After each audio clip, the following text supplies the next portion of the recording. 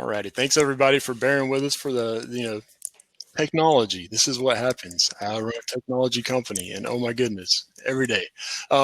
Give it up for Mac and Russell. Thanks again for bearing with us, guys. Absolutely.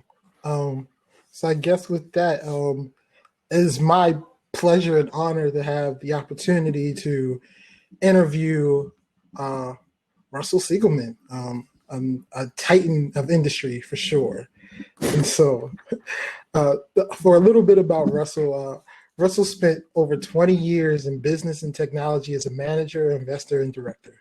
Starting in 1996, Russell spent 11 years as a partner at Kleiner Perkin Caulfield Byers, where he invested in consumer and technology-related technologies and markets. Prior to KPCB, Russell worked directly for Bill Gates at Microsoft, where he launched Microsoft Networks and Slate Project. I told you, titan of industry. This man's amazing, right? And I'm not even halfway done, right? Russ is the chairman of the board of the Global Innovation Fund, a $200 million impact investment fund that backs social entrepreneurs around the world who address just through innovations that have been shown to work. As a lecturer at Stanford Business School, shout out to Stanford, he teaches startup garage, product launch, and starting and growing social ventures. He earned his BS from MIT in physics and an MBA from Harvard University, where he was a Baker Scholar. Russell, thank you for joining us. It's a pleasure and honor to be able to interview you today. Well, thank you, Mac. That's a very nice introduction, and I'm thrilled to be able to talk to the folks in Tennessee and around the world. So thanks for having me. Absolutely. And so to jump right into it, my first question for you is, where does your passion for technology and startups come from? Like, where did that get started? I think I've always had a interest in, let's say, math and science. Those were the classes I really enjoyed in high school. I want to not divulge my age too much, but I was in high school when the PC first came out. I don't even mean IBM PCs, the Radio Shack TRS kind of PC. And my high school, went to a public high school in Yonkers, New York, where I grew up, and they had one. Someone had the wisdom or the foresight of buying one and sticking it in a little cubby hole somewhere.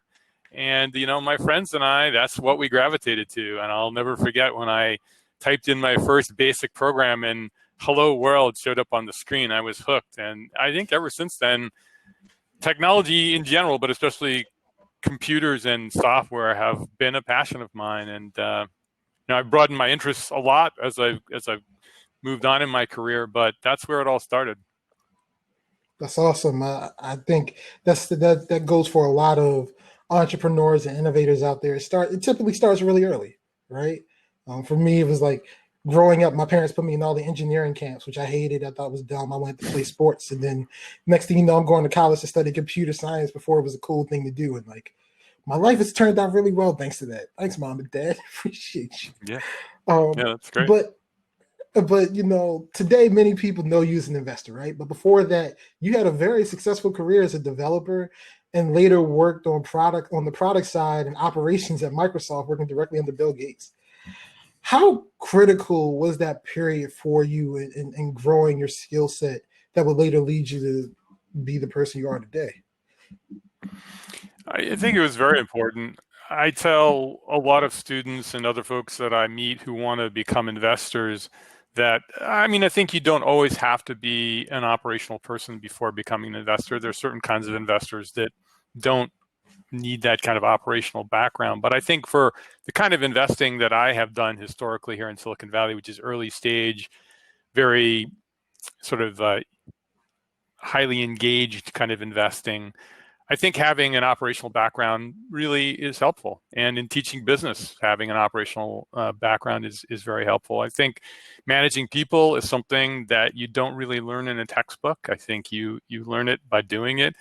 But also just going through the product cycle a few times at Microsoft. I was only there for 7 years, but it was an incredible 7 years. When I joined, I was employee about 4,000, I think. I don't remember the exact number, but it was around 4,000. And when I left, there were 26,000 employees, and the revenue had gone from, less than $1 billion. So it wasn't a small company, but it wasn't a giant company to, tens of billions of dollars of revenue by the time I left. And, that experience of seeing that kind of growth company, very high growth trajectory, but also just going through a few product launches really gave me a grounding in what it takes for these tech companies to be successful. And I think that has put me in good stead, actually. And along your career, you've gone on to do some really amazing things. Was there ever a specific catalyst or a specific person that helped you get to the next major stage in your career along the way? I'm going to answer that in a little bit of a unconventional way, Mac. I hope people will respond to this generously, because I have to say I'm one of these people who have not planned my career. I mean, other than maybe once or time, I definitely wanted to go to Microsoft after business school, but all the other things that I have endeavored to do, including teaching at Stanford Business School, I have sort of fallen into. Now, to be fair, every time I saw an opportunity that I was excited about, I dove in and I worked hard and I made it my job to succeed at it. But so many of the kind of career paths that have diverged and then converged in my life have been happenstance. And I think for me, I mean, I counsel a lot of students and they ask me, how do I become X 20 years from now? And I say, well, I'm not the right person to ask, because I had no idea. I'm on my third or fourth career, depending on how you look at it. I was a software developer, I was a product manager, and then a general manager at Microsoft. I was a venture investor, and now I'm a instructor at Stanford Business School, and I've done a bunch of nonprofit work along the way. And if you'd asked me 25 years ago or 30 years ago, would I have done all these things? No, the answer is I probably wouldn't have dreamed of any of them. And so I do think, my history would be one that would suggest that be on the lookout for opportunities, be ready to take them when they come, and, follow your passion. Got it. I love that, because you never know when the opportunity is going to present. I have people ask me all the time, Mac, how do I become a VC? I'm like, I don't know. Like, I just quit a job at a marketing firm, and like the state of Maryland was hiring for a fund manager, so I applied. Like, I don't know how you can recreate that. You see opportunities, you go for them, but you got to be prepared and ready for those opportunities, right? And so, after being at Microsoft, you go on to become a venture capitalist at KPCB, and you also do angel investments. At this point, you've done over 50 direct angel investors. You've seen thousands upon thousands of companies along the way. What do you really like when you see a company when they pitch to you? Like, what is the thing when a company pitches you that gets you jazzed? Yes, that's a question I get a lot. I think people try to think that there's some magic that people see when they're investors. And I'm not being unconventional on purpose, but I would have to say that a lot of successful investing, especially early stage investing, is luck. I mean, the timing matters. There's just so many exogenous factors that go into successful startups, tech companies, but all kinds. So with that said, what do I look for? Why do I choose some and others? Again, I don't know the ones I choose are necessarily better or worse, but the things I tend to look for, I would say there are 3 buckets. And the first, pretty much you'll hear from many investors, the team. The people who you're backing are critical. Are they committed? Do they have some domain expertise?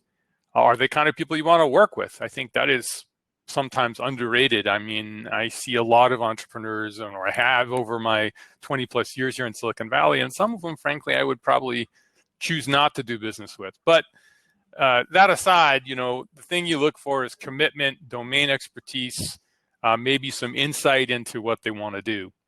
The second thing that I would look for is the market opportunity, because even the best teams, the A+ teams, even if they execute well, but they're trying to sell a product into a moribund or maybe not super growth market, that's challenging. And so, you look for something that looks like it could be big, that maybe is not big yet, because you want to see the growth spurt. You want to be at the beginning of a market, but you don't want to be too early. And again, this is where the luck of the timing comes in.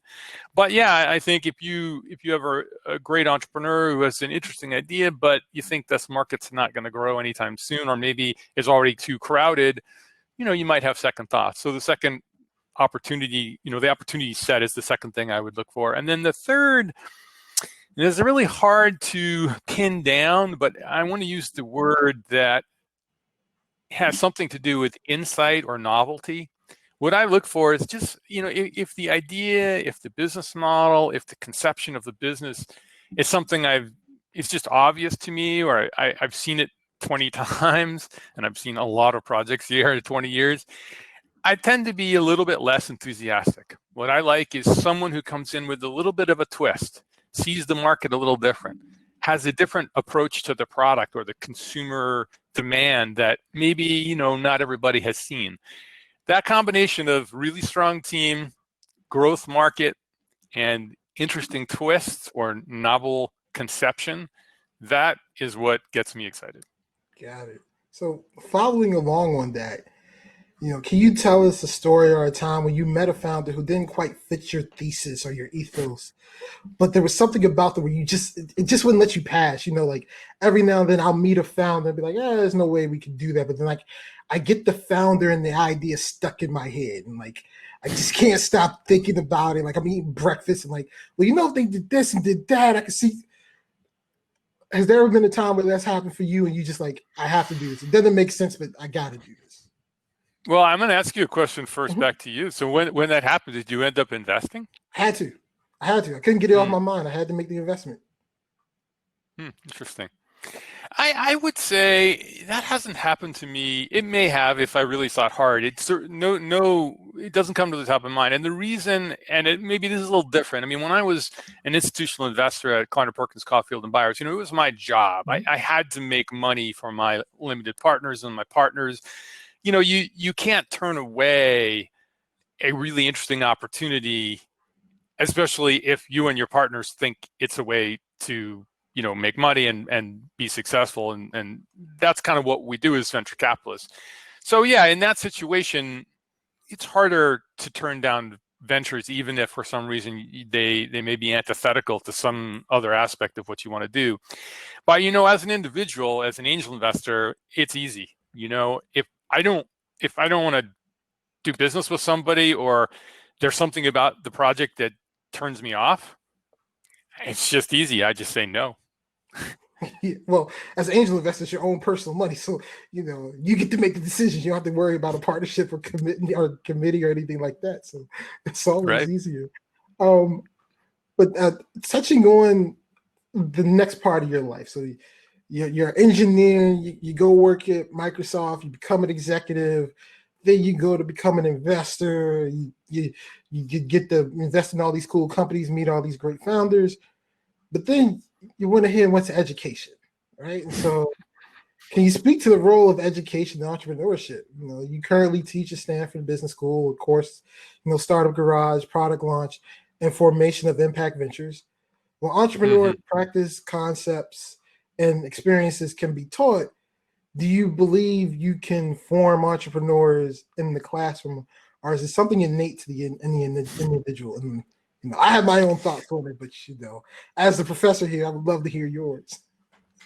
Yeah, great. Well, I'd like to hear yours too, but I'm not gonna punt, but I'm not gonna give you a definitive answer. I think the answer is yes and no. I think there's some things that can be taught. For example, in Startup Garage at Stanford Business School and in other classes, we teach some basic principles that I think all good entrepreneurs learn eventually, or know them going in. Some basic business modeling, how to manage people, human-centered design, for example, something we teach that I think is really critically important these days for early-stage ventures. Lean startup kind of principles. Steve Blank's going to come on soon.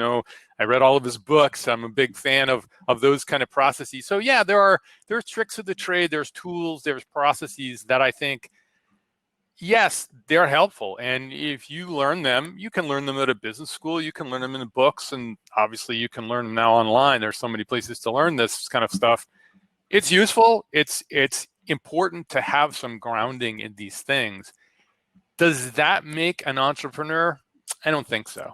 I think entrepreneurs use all those skills, utilize all those thoughts and procedures, if you will, as background. But there's something about successful entrepreneurs that's also above and beyond that. It's, a singular focus, a level of commitment, an understanding of a problem or a market, an ability to motivate people.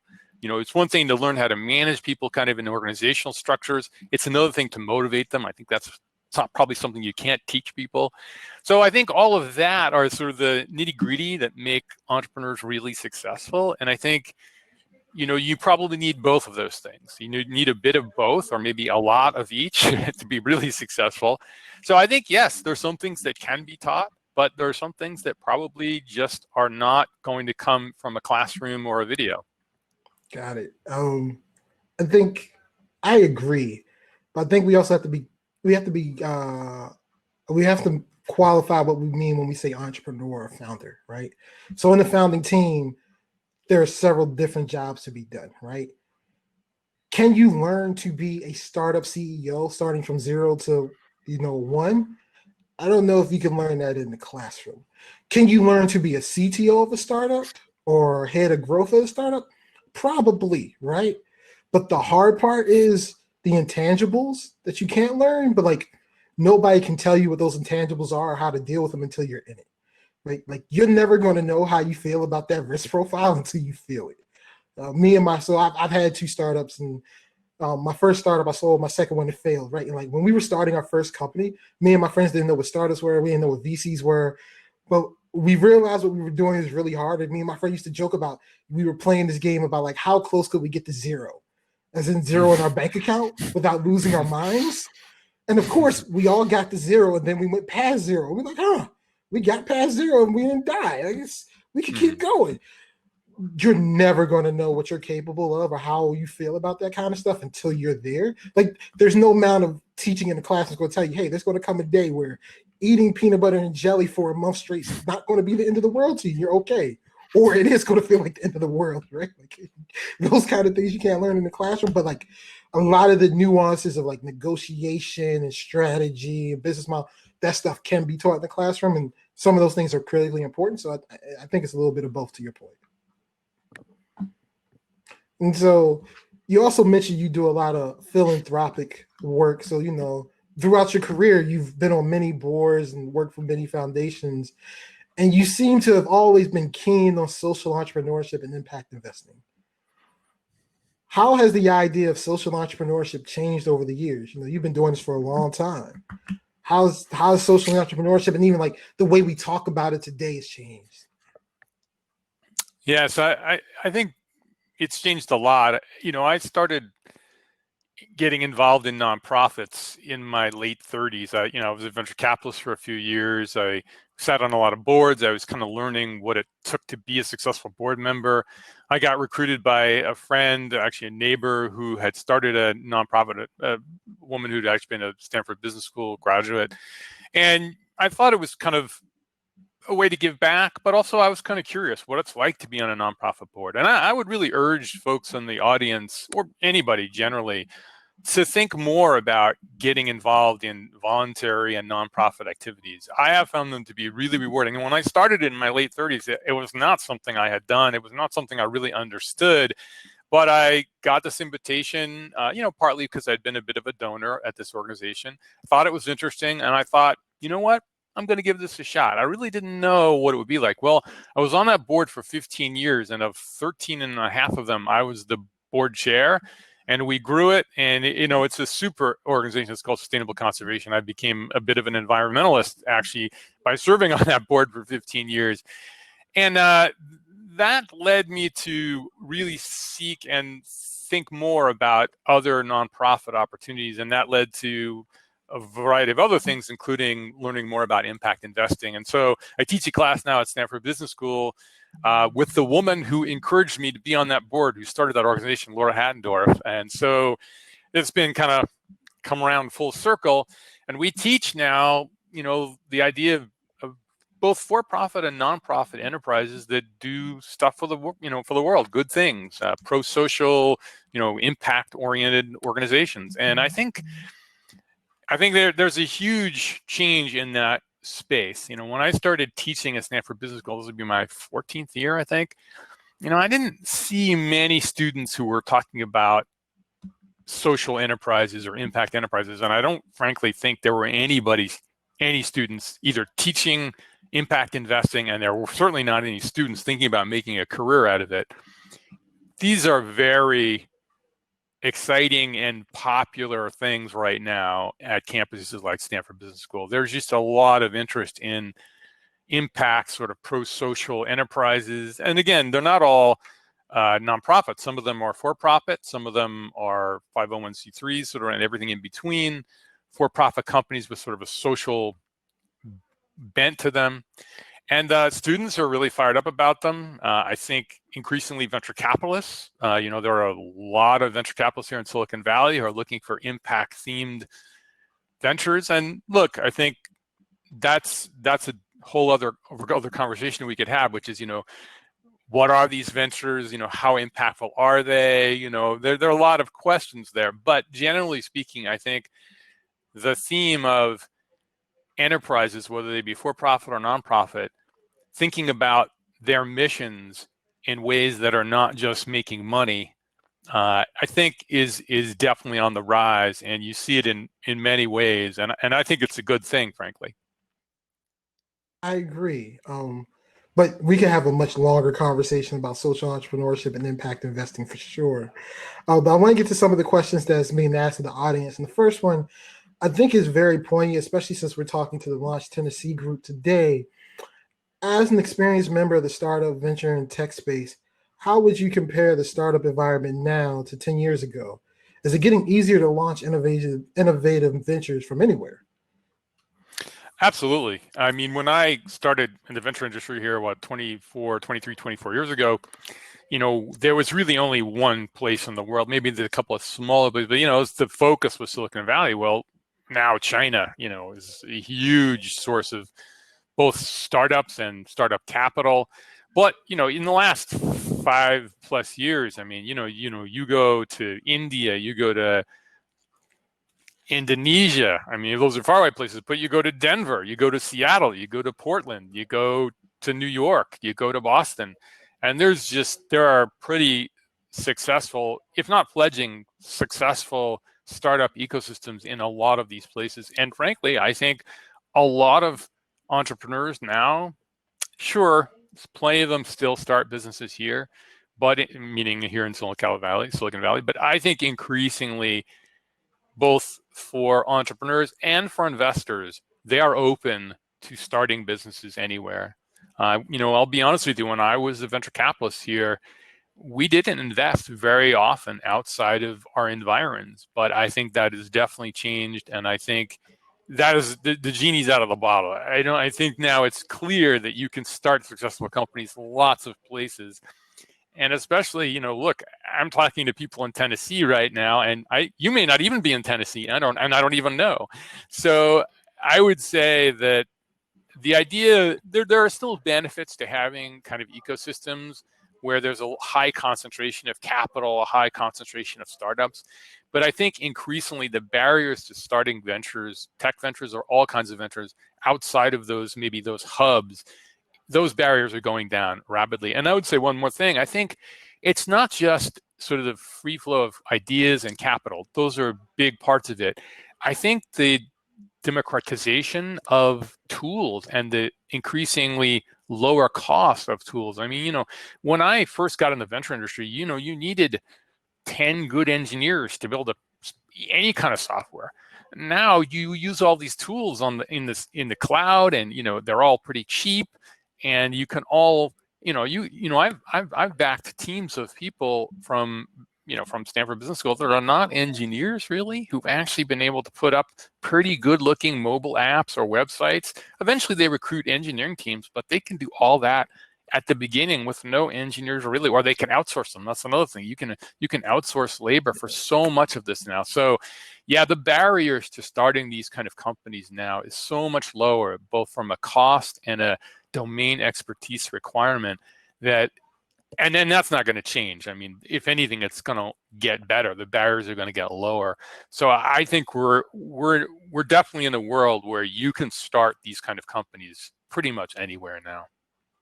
And so, just to answer your question, Russell, I'm based in Baltimore, so I'm in Baltimore, Maryland, and as the managing partner of Rare Breed Ventures, part of our thesis is that we invest in companies outside of the major tech hubs. So we invest outside of Silicon Valley, New York, and Massachusetts. So places like Tennessee and Alabama, and all over the country, because we see that there's great talent everywhere, and you don't have to be in Silicon Valley. Now, whether or not you have to raise money from Silicon Valley, that's a different discussion. That's for a different time. There's something to be said for the density of capital in Silicon Valley, right? That just doesn't exist anywhere else. But the ability to start a company, you can start a company anywhere. And the next question is, and this is something I think is really important, something that we don't talk to founders enough about, is when is it not a good time for an entrepreneur to seek investment?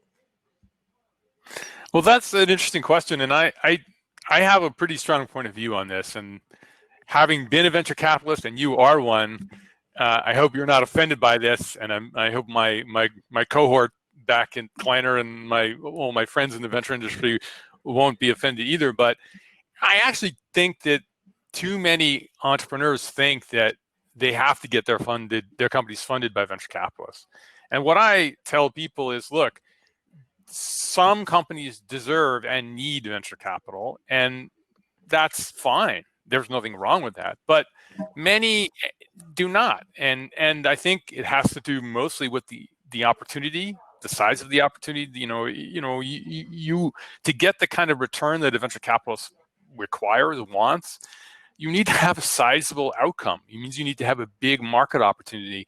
That doesn't mean you can't start a company and not be that kind of opportunity, and it still be very rewarding for you. But the challenge is to do that without having to raise a lot of capital. So I guess what I would say specifically to your question is, at every moment in an entrepreneur's life, when you're thinking about spending money and therefore you're having to raise money, you should really think about the evidence that you have, the confidence that you have based on that evidence, how big the opportunity is, and when that opportunity may come to fruition. Because if it's not the kind of opportunity that will get a venture capital return, or you think we need to prove more points before we can really have strong confidence in that, you should minimize your burn and you should not raise a lot of money, because that retains the option for you to not have to get a huge outcome and still make it worth your while. And I think this is a lesson that's hard for people to learn, because everybody wants to be the next big giant tech startup or whatever, and they think the way to do that is to go raise money from whoever wants to give you a lot of money. But it's not in your best interest to always do that. I agree, and I would say, I do a lot of work with underrepresented founders, and very often I'll meet with the founder and be like, but I have a bit of a product and some traction, and this other company out of Harvard got money pre-product or pre-revenue. Why can they get money and why can't I? And what I tell founders is, well, fundamentally, when I'm evaluating a company, I want to see that you have a product, and I want to see that you know how to get customers and you know how to get people to pay for something. And the reason that you see other companies who can do it before that, one is you don't know the backstory behind that investment. You don't know why they got that investment, what their relationship was to that investor. Secondly, if you ever see somebody raise money pre-product or pre-revenue, it most likely wasn't because of the business. It was because of that person's relationship and networks. So if you don't have those relationships and you don't have that network, you cannot compare your business to theirs, because we're not comparing apples to apples. Because if I just put their business up on the board and started evaluating their business too, I wouldn't fund them either, right? So understand, I think founders get caught up in the narrative of TechCrunch of oh, you can raise this money if you have a great idea. It doesn't really work that way. We as VCs, what we do is we give rocket fuel. And so if you have a rocket ship that's flying, our rocket fuel can make you go faster. If you got a rocket ship and a bunch of parts, my rocket fuel ain't going to do nothing for you. You still got a bunch of parts. You got to figure out how to make that work first. I couldn't agree with you more, but I'd even go a step further, which is I think that, look, I understand why people in the position that you're describing feel maybe that they have been, underappreciated and why don't they get the same money? I totally understand the mindset there, but I really want to disabuse those folks of the notion that just because some venture capitalist wrote you a $10 million check, that doesn't mean anything. It doesn't mean anything other than, like you said, probably a relationship, maybe a history, but it doesn't mean that your company is at any disadvantage. I'll be honest with you. I've seen many companies whose outcome was suboptimal, and I think in my experience, partly because they raised too much money, especially too early. So look, it's all about building a successful business. What does that mean? A product that people want, learning how to get to market with those people, making them super happy customers, and repeating again and again so that you have positive gross margins. Yeah, you need some capital to do that, right? Like, so yes, I would admit you can't very few people can actually bootstrap a business these days from scratch, but you certainly don't need tens of millions of dollars of capital to do that. And in fact, I think the most successful companies are the ones that early on figure out something that works and they double down on it without getting a lot of money. And then they show, venture capitalists find out what's going on and they call you. And then you're in a great position. Then you get to decide whether you want to take the money or not. And so I guess I'll leave us on this note, because this is kind of following on the thread we were just talking about. Do you feel like we spend too much time celebrating the big raises versus companies that are doing better in revenue? What is your opinion on that? Absolutely. I do a lot of angel investing. Not a lot. I do some angel investing. My wife started a digital health company that I'm the board chair of, and I've told every one of those entrepreneurs and the CEO of my wife's company, we just raised a bunch of money. And, anytime an entrepreneur in my portfolio raises money, I always send the immediate response in email, which is, congratulations, that's great financing, good for you. Don't be confused. Just because you have an investor backing you doesn't mean you have success. Success means happy customers who are paying for positive gross margin transactions repeatedly. That's what business is about, not raising money from venture capitalists or any other source, to be honest with you. Yeah, all venture capital is it's a tool for you to get to the ultimate outcome, right? The ultimate outcome is for you to run a successful business. And, we don't talk enough about that, but that's also because there's so many businesses that everybody on this, watching this, that are never going to hear of, that are going to be wildly successful, that'll never be in TechCrunch, right? And so don't look at venture capital as the goal, because it's not. It's just a tool so that you can grow faster, right? Because without getting financing, you can only grow by whatever profit you bring in. You're limited by your profit. So the financing just gives you the ability to grow beyond that. That's all it is. Like, let's not glorify it more than what it is. And I know it feels good to get the TechCrunch articles, because I've raised money. I've gotten those articles before. It felt great. Yeah, that company didn't work out. The company I didn't raise any money for are souls. No, go figure, right? But, and I think you're absolutely right, Mac. But I think the other part of it is, I think we glorify giant companies, not just companies that raise a lot of venture capital money, but giant companies. And I think also that's a little misplaced too. Most entrepreneurs in this country, in its history, are not tech entrepreneurs who've sold their companies or got their companies public at $100 billion. There are people who runs McDonald's franchises or gas marts or whatever, and you know what, those people made good livings and enjoyed what they did, and they're often pillars of their communities. They employ a lot of people. I mean, there's nothing wrong with those. Nothing wrong. There's everything good about those businesses. And by the way, venture capitalists aren't looking to put money in venture capital, those kind of businesses. So I think this idea that somehow tech companies need to, they're somehow the pinnacle of businesses, I don't subscribe to that. Awesome. And so I think we're at time, but before we get out of here, Russell, do you have any last words for the audience? Just thank you so much for having me. I haven't been to Tennessee, but I would love to come. And it seems like you have a budding and energized community there. Keep it up, and someday, hopefully, I'll hear about some really successful and fun companies coming out of your area, and I look forward to it. That's awesome. Thank you, Russell, and thank you for giving me the opportunity to interview you. Truly appreciate it. Hope everybody enjoyed this one. Thanks.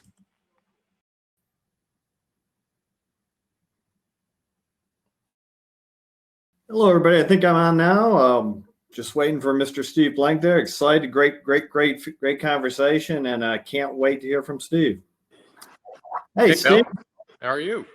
I'm doing wonderful. Got to get this out of the way. Big fan, really big fan. So thank you for being with us today. Thanks. I'm honored. And you had some great speakers, Russ Siegelman and Laura, as good as you get. Yeah, absolutely. Launch Tennessee and National Entrepreneurial Center have done a great job pulling this together. So with that, Manny did a great job of talking about your background a little earlier, but, Forbes 30 most influential, you set the model for I-Corp. I love on your website, you talk about you have a home run and a bunch of base hits, best-selling author. So all these wonderful things going on. But if I'm sitting in the audience today, if you're the guy sitting in the audience, can you unpack Steve Blank for that person and tell them what they need to know? Yeah, you mean about me or about about you? Yeah, about you first, please. 4 careers, 4 years in the Air Force during Vietnam, 21 years as a serial entrepreneur, did 8 startups, 4 IPOs, but more importantly, 2 craters so deep they left their own iridium layer. Then kind of the last couple decades as an educator or wannabe educator. I now teach at Stanford in the engineering school and at Columbia in the business school. And then probably the thing I'm now currently known for is, as the co-creator of the Lean Startup movement with Eric Ries and Alexander Osterwalder. And then we created, as you mentioned, I-Corp. This is my Stanford class. It's now in 100 universities. Yeah. And then we stood up something called Hacking for Defense, which is now in 40 or 50 universities through the Defense Innovation Unit. And I guess that's what I've done. So that's Steve Blank in a nutshell. And I retired 20 years ago. I retired after my last startup. So I went home to see my kids grow up. So that's what I've been doing. I'm sure I forgot some other stuff, but that's kind of the high points. What a great story. And for everybody in the audience here, if you go, I got it up behind me now. If you go to steveblank.com, it is an incredible website. There's all kinds of resources there. So Steve, entrepreneurism, right? Every man and his dog wants to be an entrepreneur now, but you kind of hit it in the early stages. What drew you to entrepreneurism? I discovered early on in my career, basically in the military in a war zone, that I operated well in chaos and uncertainty. And I only had maybe 3 skills my whole life, and most of them I discovered there.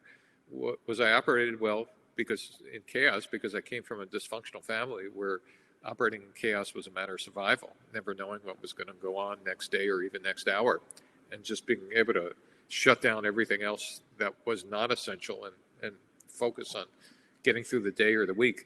It's the cruelest but most effective training ground for a founding CEO.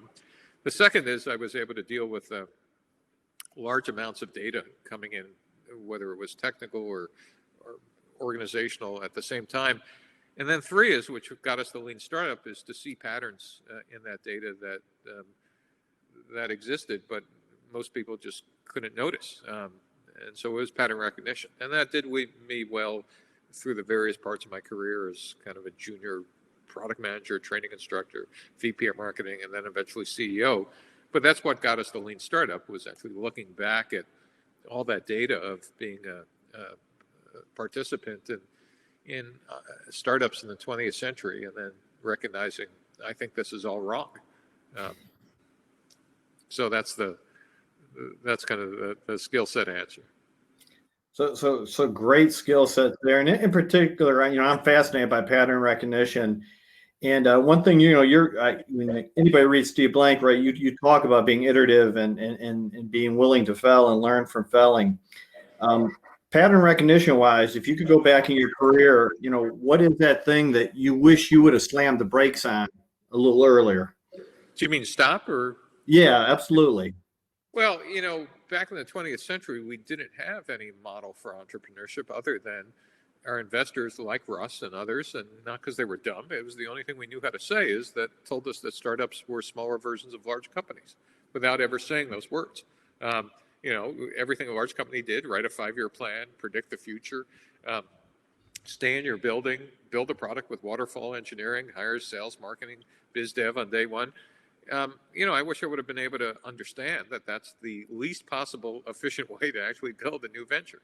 Makes all the sense in the world in an existing organization, kind of, but makes no sense at all. And it wasn't that people were being stupid. We just had no alternative. No one had realized, and this was maybe my major contribution, is large companies execute known business models, but startups search for them. And while we had built 100 years of tools and techniques from business schools and other places, consulting firms for execution, that is how to build right organizational design, you know, competitive analysis, whatever, we had almost no tools for searching for business models. We didn't even have the language to distinguish those two.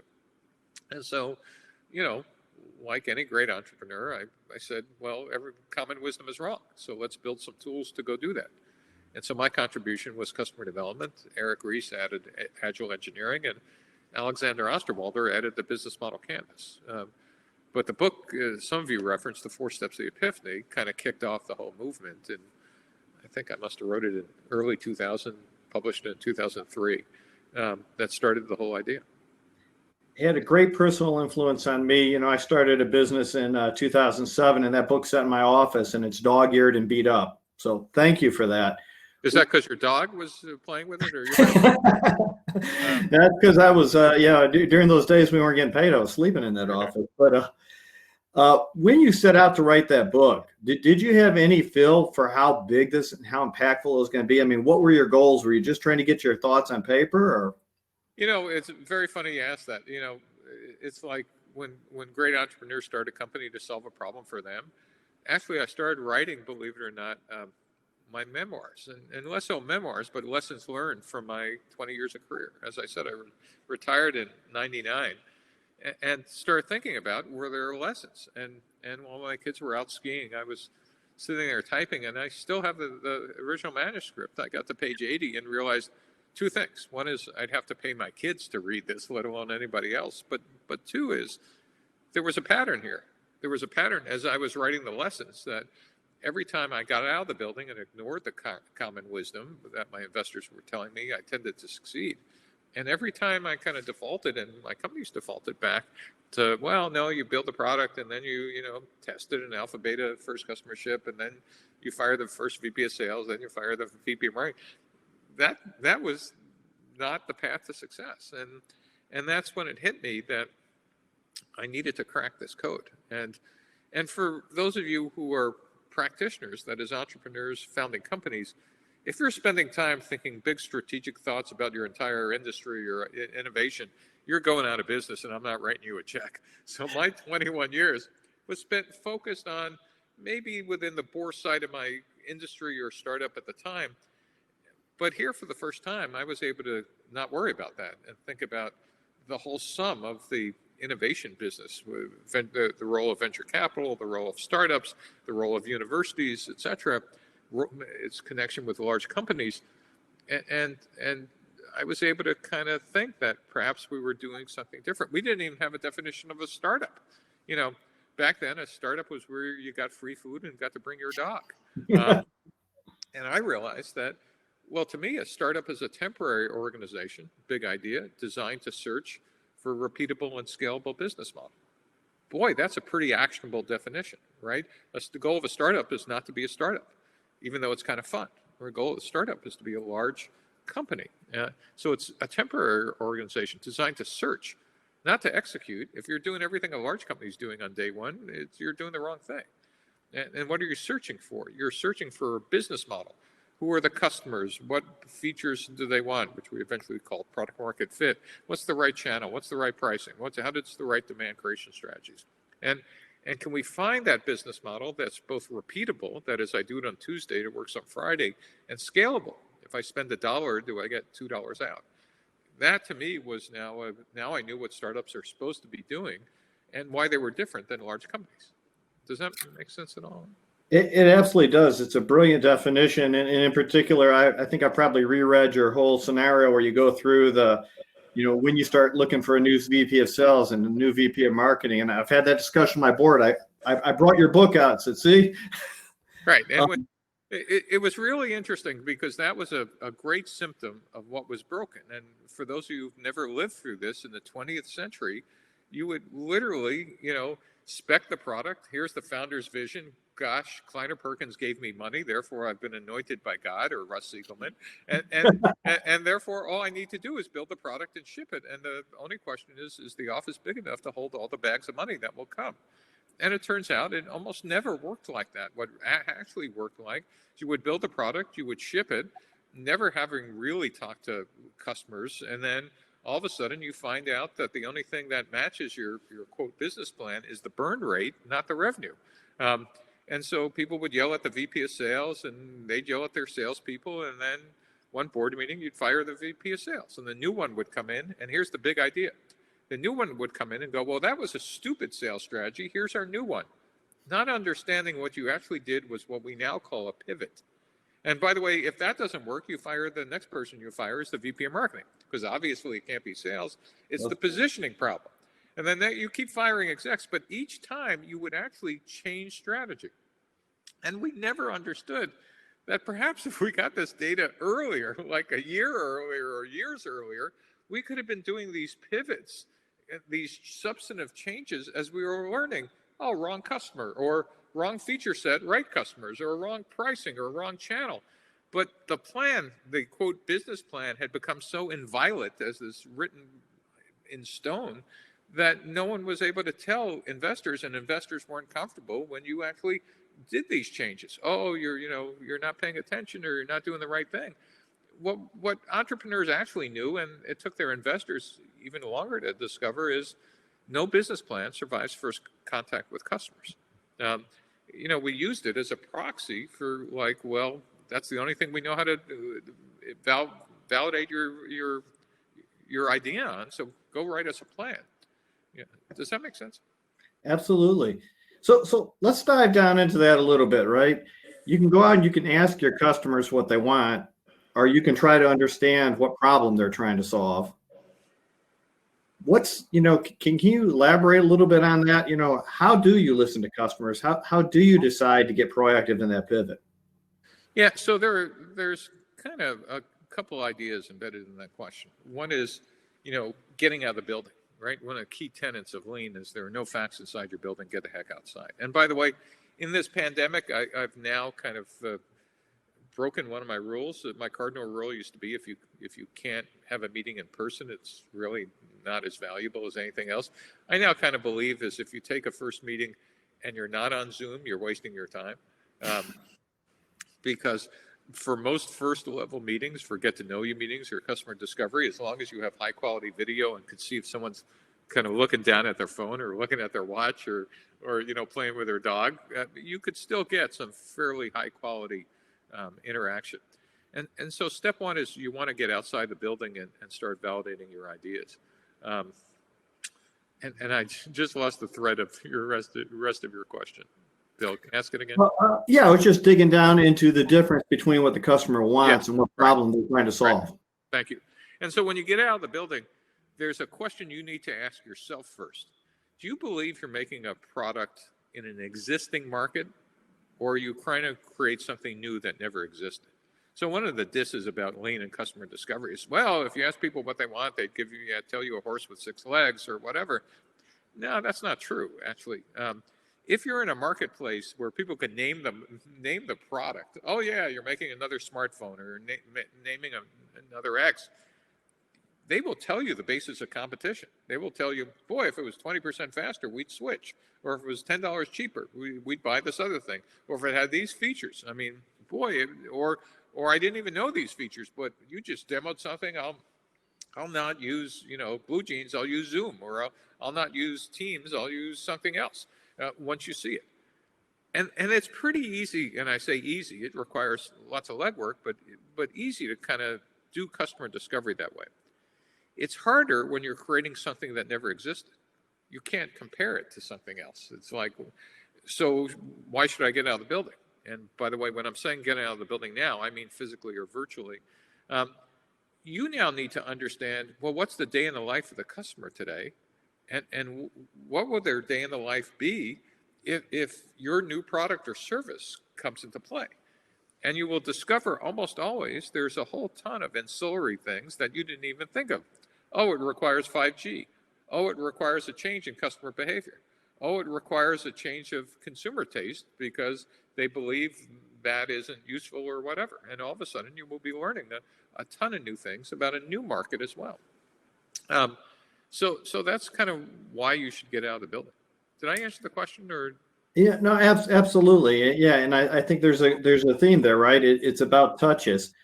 So Steve, we're rolling through our time here, but one thing I would love to hear a little bit more on. You talk in your books about the North Star in the approach. Can you kind of tie that back to getting out of the building and where your sites are, and maybe even talk about how some of the lean startup tools that you all have implemented have been put out into the world under that guise? Under the guise of, I'm sorry, the North Star, your direction. Yeah. So for founders, it's you got to remember your eye needs to be on the prize about what your vision is. Getting out of the building, got to be careful. It's not a giant focus group. You're not going to sum up all the things you got and run into engineering and jerk them around, every other day. In fact, sometimes the lean methodology has really been the greatest cause of attention deficit disorder among founders. What you're looking for is that you have on day one a vision and you believe the world is going to go this way. You want to understand whether that vision is correct, and if not correct, how can you actually be informed to kind of move your bore sight a couple degrees. If it goes more than 90 degrees, you're kind of doing a restart, which is okay, but it's not the same startup. At the same time, you don't want to be jerked around with every new piece of information, as I said, running into engineering and changing the company.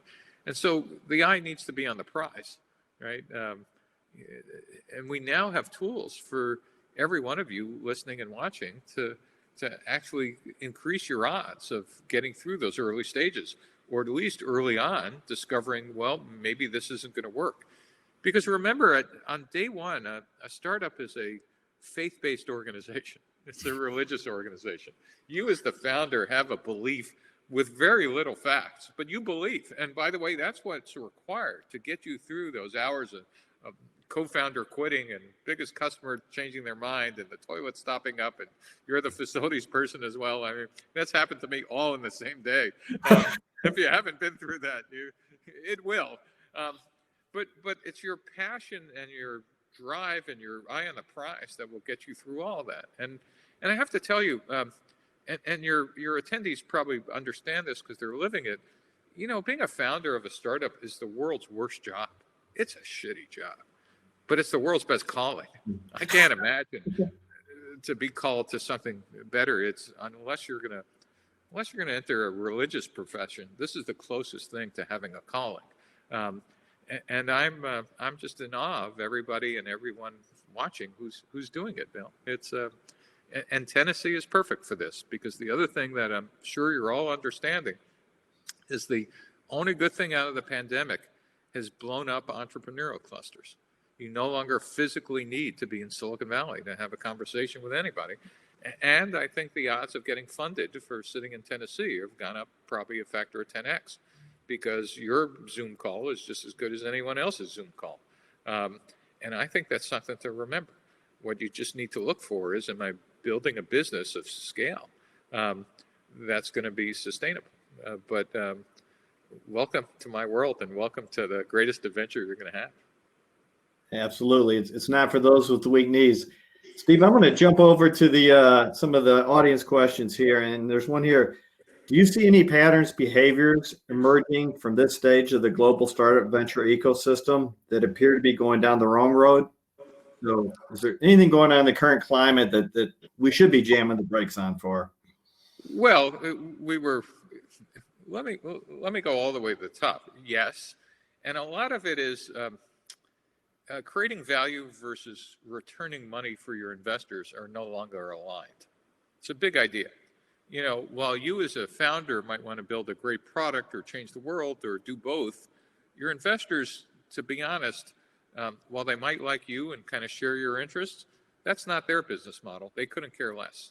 And I'm saying that in all VCs with kind of their business model is they need to return an obscene amount of money on a couple of home runs, because most of the things in their portfolio are either going to fail or break even or not be pretty interesting.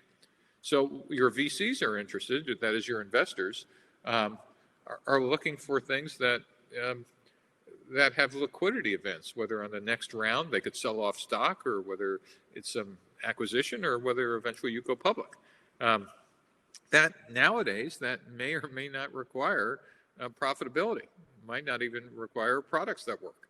And so I wanted to align that with your question, which is what's gone off track. Well, it used to be in the 20th century, no one would, the liquidity events was only if you went public, and because getting bought was like the booby prize, you know.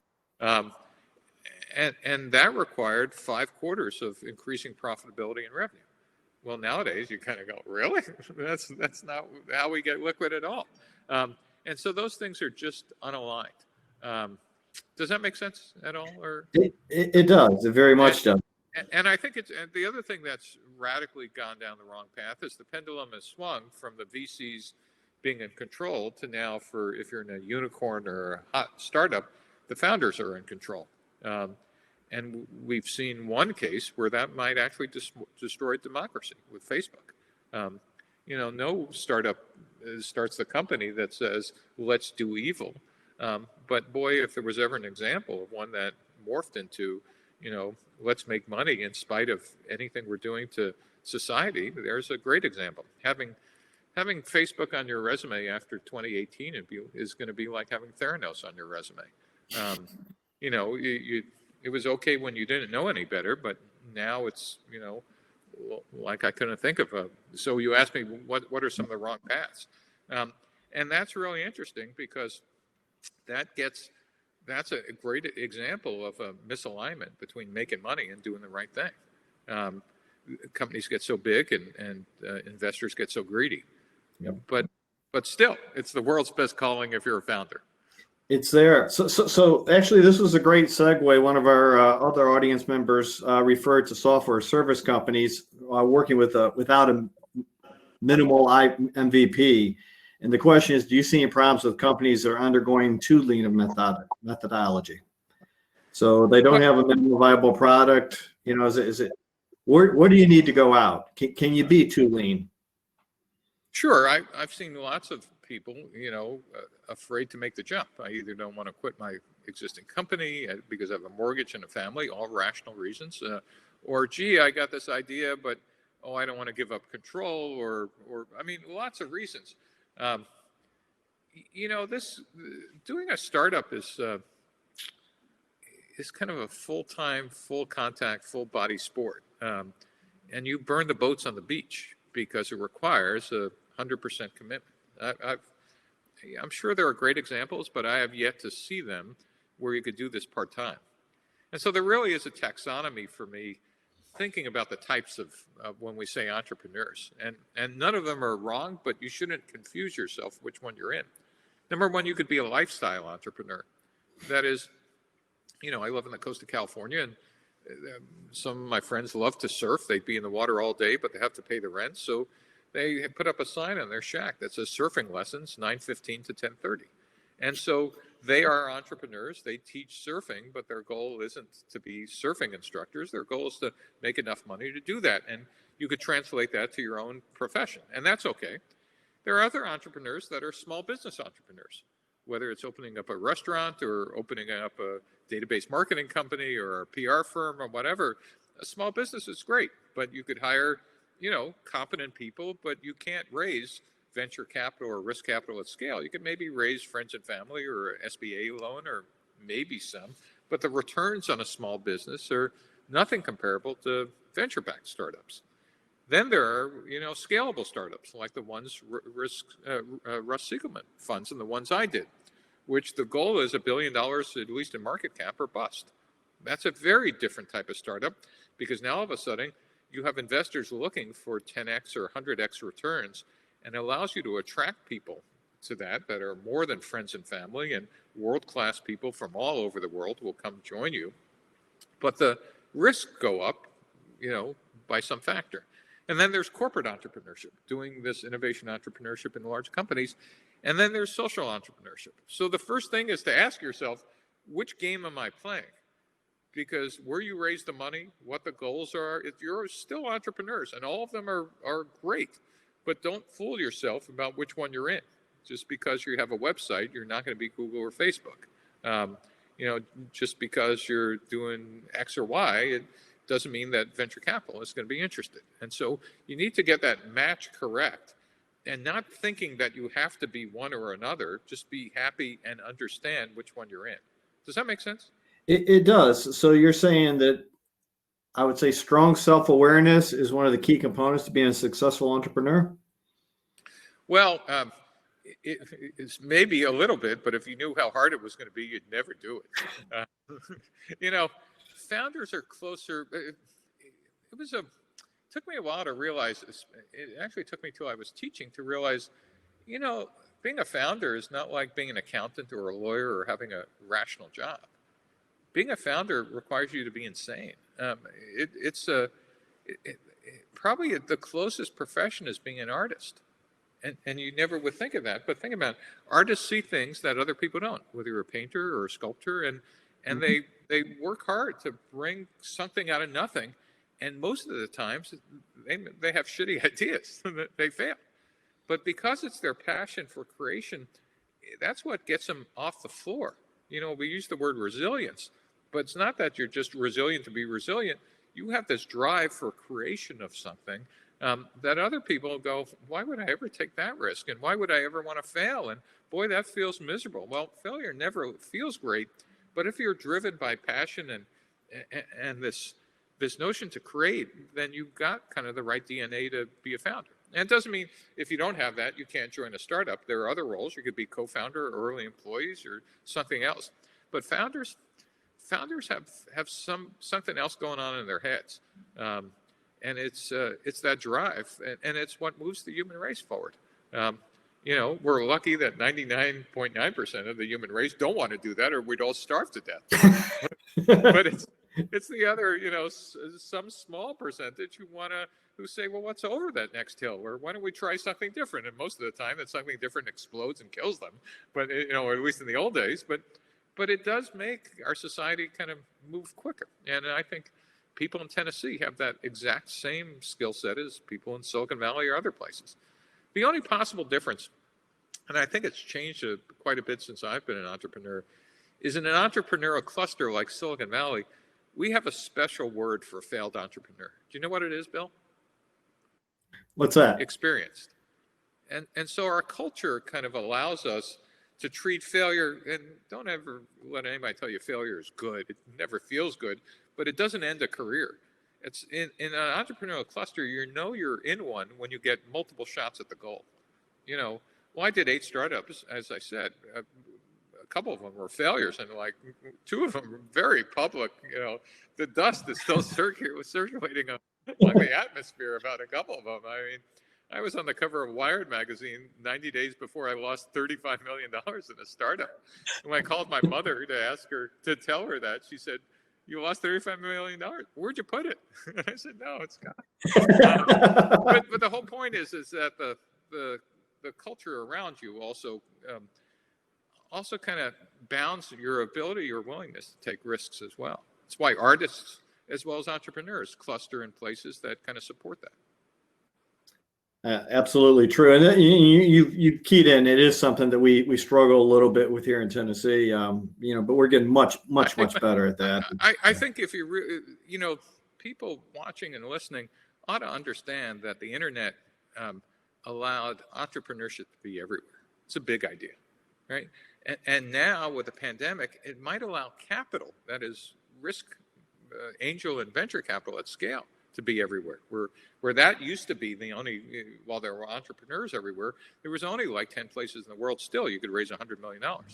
Well, now it might be that the investors won't care what city you're in because most people aren't living in San Francisco anymore. They've also kind of dispersed. And it's a question of whether those clusters come back together or whether we actually can raise that amount of money anywhere, including Tennessee.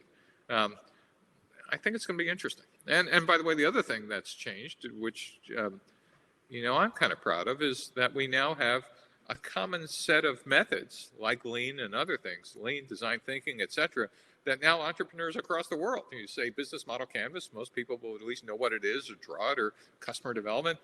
That standard language never existed. We were all on our own. In fact, the only way to get data on how to be a founding CEO was to have coffee with people. I mean, you were limited by your coffee bandwidth. Well, Steve, we've come to the end. This has been wonderful. I want to thank you for your service to our country. I want to thank you for defining in the market and putting the teaching tools together for us. I recommend to anybody who's listening, read Steve's books, look at his website. It's been a huge part of my career. And Steve, thank you so much for being with us today. We really appreciate you, and God bless. All right, I'm honored, and thanks for having me, and good luck to all the innovators and entrepreneurs in Tennessee. Take care. Absolutely. Make it the best weekend. Right, you too. Bye. Thank you, everybody.